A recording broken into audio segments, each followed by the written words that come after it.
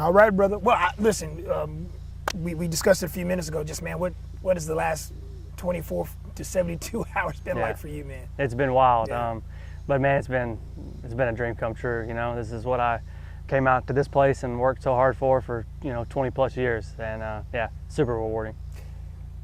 Any thoughts of, once you got into the weekend, does that ever creep into your mind, just the thought of, hey, I'm close, I may have a chance to win this thing? How do you even go about that? Yeah, no, that's something I'm super proud of. Is I thought I did an unbelievable job of just only focusing on the next shot, like just the next shot I was going to hit. When I was in the hotel room at night, if I ever got thinking about, what could happen, I would just lock in on the first tee shot. So yeah, I mean, it's easier said than done. I'm super proud of myself that I was able to do that, but yeah, I really just was one shot at a time for 72 holes.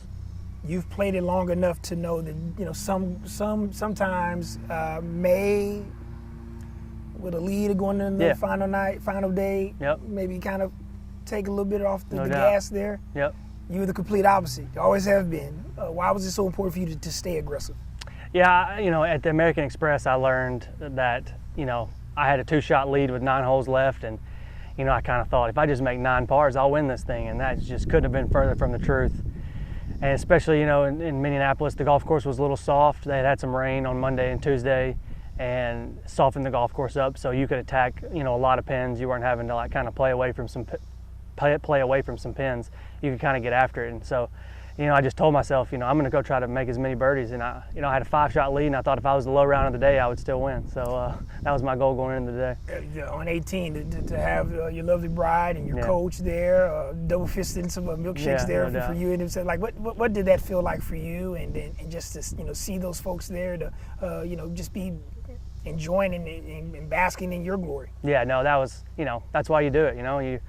All the money and all the FedEx Cup points in the world can't buy you that moment I had on 18 with my whole team, and that's what I'm after. I think if you ask any professional golfer, it's all the accolades and all the stuff that comes with it is great, but being able to make the last putt on 18 and hoist a trophy is just such a surreal feeling, and getting to share it with my wife Savannah, who was there, and my agent was there, and Coach Sewell flew up for the day, which was just super special. And yeah, I mean, it couldn't have been better.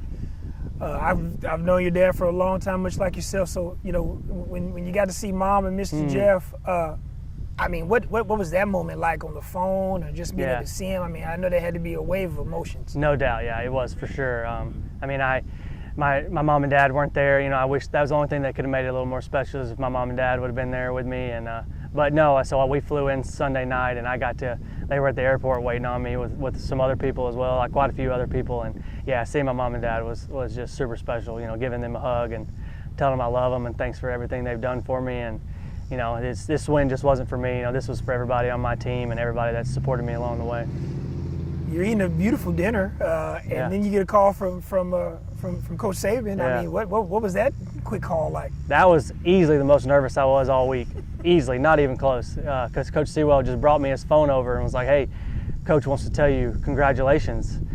And I think I gave him a bud and a pal, and I wish I wouldn't have done that. But I kind of blacked out, to be honest. So, but maybe that makes me and Coach closer. I don't know somehow. But no, that was super special to hear from him. He's the ultimate competitor and the ultimate winner. So, he knows what it took to get that win, and to share that moment with him was really cool. Just some of your fellow colleagues on tour, some of your buddies that have kind of come up with you in your same age range, but just guys on tour. Just walk us through just what that's like. So many people maybe reaching out to you, just saying, "Man, congratulations, you deserve it. You earned it." Yeah, no, it was super. I'm super grateful for all those guys. The tour is actually a pretty close knit environment. Like we have.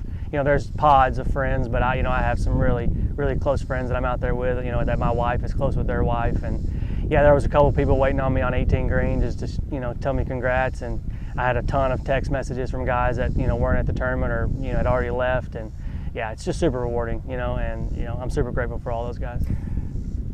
Lee Hodges has to believe that Lee Hodges can be on this and deserves and belongs on this tour. I'm on the outside looking in. Just I hope that I'm a good reader of people. Yeah. I always just felt like that you always knew that you were going to do this and be one of the best golfers on tour. Why did you never waver when you were in college? coming through the Korn Ferry, and then of course now with your tour card? Yeah, no, I think a lot of perspective. I feel like I have a good perspective on the game and just on life in general. You know, I play a game for a living, and I'm just super blessed to be able to do that. Like, you know, there's a million people that would love to trade places with me, but you know, just, you know, thank God for the talent He's given me, and you know, it's just super special to be able to play on the PGA Tour. And you know, a lot of people kind of, you know, can get down when their golf's not going well, but I just try to think, man, I'm playing on the PGA Tour. Like, this is super special, and I've always had a lot of self-belief. You know, I think I'm a great player. I know I'm a great player, and I knew I was doing the right things in my golf game, and I knew I'd put the right team around me to be able to get to that point, and I just always believed in that. And yeah, that's a lot of self-belief and a lot of good teammates. Ardmore, Alabama, what does that mean to you when I say that city and of course our region and our area, North Alabama?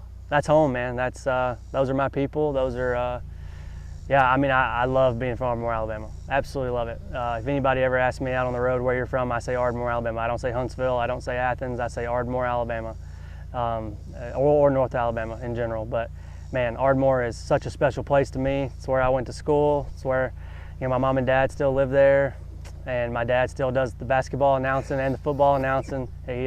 If Jeff Hodges bleeds black and gold, I'll tell you that. But yeah, it's a super special place to me. They have supported me for so long, and I got so many messages from, you know, classmates and a couple teachers actually, and coaches, and just people from home. It's super special. Jeff Hodges is giving me so many shout outs in basketball, the football game. No, I love it. Like, I hear it in the show. It's unbelievable.